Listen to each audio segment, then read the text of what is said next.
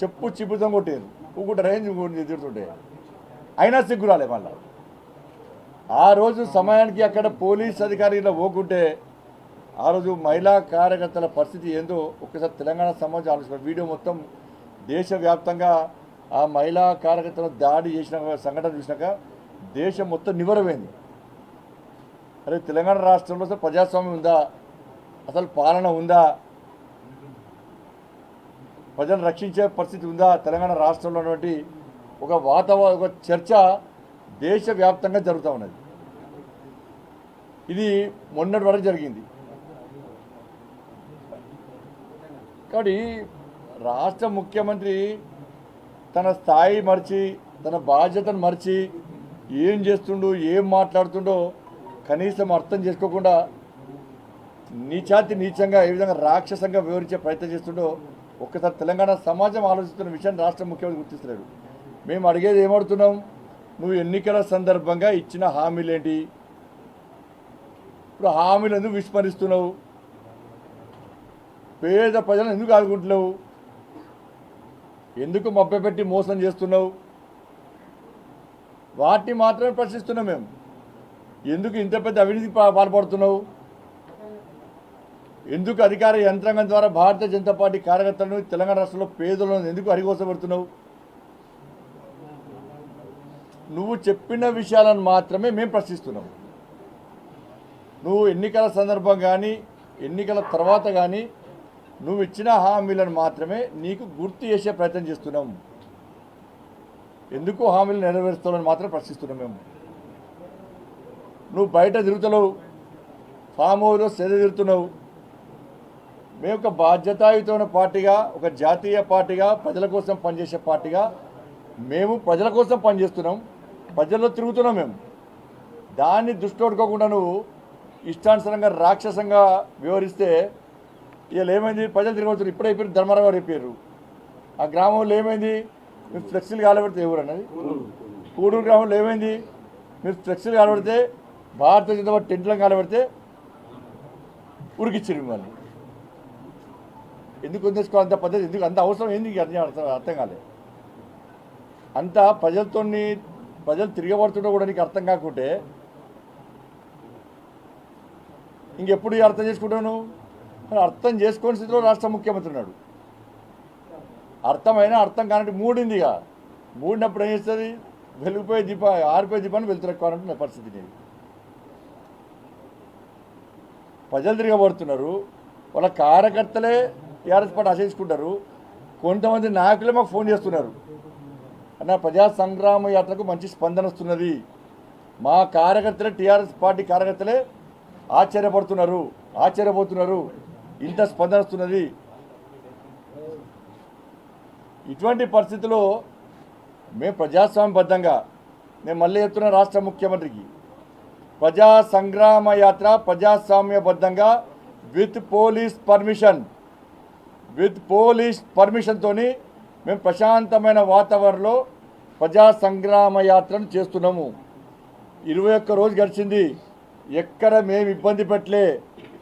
మీరు దాడులు చేసినా కూడా, రాళ్ల దాడి చేసినా కూడా, మా కార్యకర్త తల వలినా కూడా మేము మా జెండా పట్టుకొని ప్రజా సంగ్రామ యాత్ర ప్రజల కోసం చేస్తున్నాం.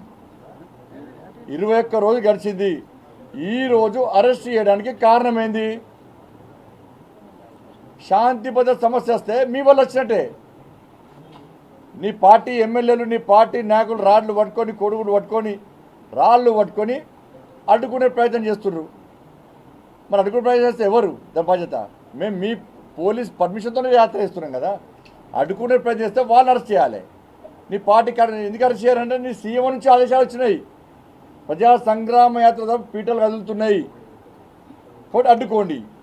అవుతుంది, నువ్వు అడ్డుకుంటే ఆపుతావే, నువ్వు నీతో ఏం కాదు. నువ్వు ముఖ్యమంత్రి అనక దాదాగిరి చూస్తున్నావు కావచ్చు. అంతకుముందు నీ వృత్తి అయింది, అంతకుముందు చెప్పరాదు. నీ వృత్తి అయింది అంతకుముందు. నీ వృత్తి ఏంది? వేల కోట్ల రూపాయలు నీ కుటుంబం ఏ విధంగా సంపాదించారు, ఎక్కడి నుంచి వచ్చిన పైసలు. నిన్న బయట పడ్డది కదా నీ కూతురిది లిక్కర్ స్కామ్. ఢిల్లీలో జరిగిన లిక్కర్ స్కామ్ పంజాబ్ కూడా బయటకు వస్తుంది, గుర్తుంచుకో. పంజాబ్ కూడా బయటకు వస్తుంది లిక్కర్ స్కామ్ విషయంలో. తెలంగాణ లిక్కర్ స్కామ్ కూడా విచారణ జరుగుతుంది, రాసి పెట్టుకో. ఇది కూడా చెప్తున్నాం. మళ్ళీ నీ కూతురు మీద లిక్కర్ స్కామ్ ఆరోపణలు వచ్చినాయి కాబట్టి నిన్న భారతీయ జనతా పార్టీ కార్యకర్తలు అక్కడ ప్రజాసంబంధంగా నిరసన వ్యక్తం చేస్తే అరెస్ట్ చేసి 20 మందిని నాన్ బెయిలబుల్ కేసు పెట్టి ఇష్టం వచ్చినట్టు మహిళలు కూడా కొట్టి మరి రంగారెడ్డి గారి ఇలా హాస్పిటల్ పెట్టాడు. రంగారెడ్డి జిల్లా అధ్యక్షులు అనేక మంది కార్యకర్తలు గాయాలపాలేరు. వాళ్ళ మీద ఒక సిఐ రవిరాజ్ రాథోడ్ ఒకతను, నరేందర్ సిఐ మహిళల పట్ల ఎంత హీనంగా మాట్లాడినట్టే వాళ్ళు చెప్తే నాకే బాధ అనిపిస్తున్నది. అన్న ఈ భాష చూస్తే మేము తెలంగాణలో ఈ దేశంలో ఎక్కడో అర్థమవుతలేదు అని చెప్పి మా మహిళా మోర్చా అధ్యక్షులు ఫోన్ చేసి ఏడుస్తుంది ఆమె. మా కుటుంబ సభ్యులను బూతులు తిట్టిరన్న, సొంత అన్నగా భావించే నీ కూడా చెప్పలేకపోతున్నామన్న, అంత బూతులు తిట్టిరన్న, ఏడవడతాడు చేసి గుంజిరన్న మహిళా కార్యకర్తలను.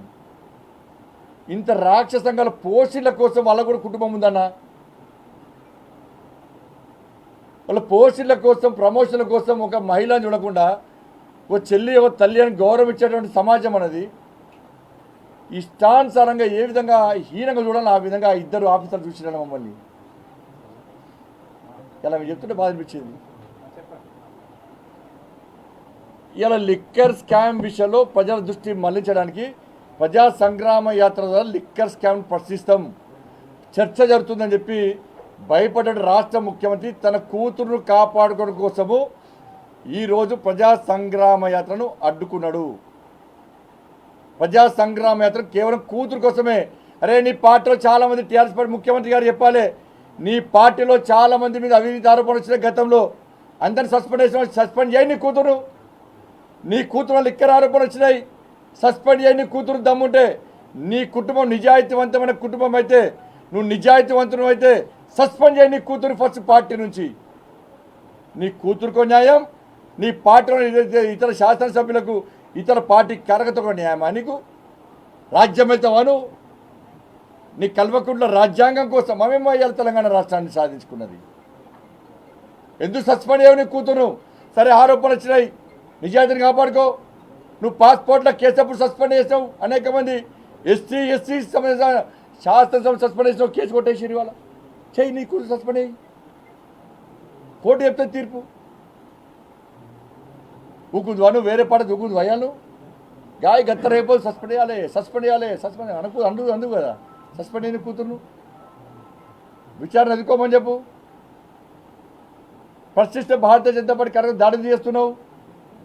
ఇవాళ ప్రజా సంగ్రామ యాత్రను ఇన్ని రోజులు లేని సమస్య 21 రోజు మీరు దాడులు చేసినా కూడా కూర్చో, దాడులు చేసినా కూడా ఇలా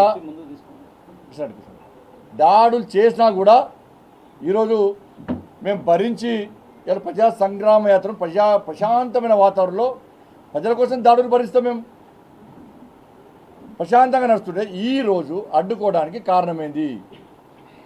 ఈరోజు నన్ను అరెస్ట్ చేసి కనిపించుకోవడానికి కారణమైంది భయం. నా కూతురు స్కామ్ ఇంకా ప్రజలు చర్చ జరుగుతుంది. ఇక రకరకాల డైవర్టేషన్, రకరకాల కుల ప్రయత్నాలు అన్నీ చేస్తున్న రాష్ట్ర ముఖ్యమంత్రి ఫామ్లో కూర్చొని సీఎం నుంచి డైరెక్షన్ వాళ్ళ కార్యకర్తలు రాత్రి పొద్దున అందరూ గ్యాదర్ కావాలి, రాళ్ళు పట్టుకోవాలి. భయం ఎంత నువ్వు భయపడితే మేము భారతీయ జనతా కార్యకర్తలు కాదు, మేము భయపడితే. హాయ్ ఫ్రెండ్స్, మా టుడే టుమారో యూట్యూబ్ ఛానల్ చూస్తున్నందుకు చాలా థ్యాంక్స్. మరిన్ని లేటెస్ట్ వీడియోస్ కోసం వెంటనే సబ్స్క్రైబ్ చేయండి. అలాగే ఈ బెల్ ని కూడా రింగ్ చేసేయండి. మా నోటిఫికేషన్స్ అన్ని మీ మొబైల్లో వస్తాయి. అలాగే మా వీడియోస్ మీకు నచ్చితే లైక్ చేయండి, షేర్ చేయండి, నచ్చకపోతే కామెంట్ చేయండి.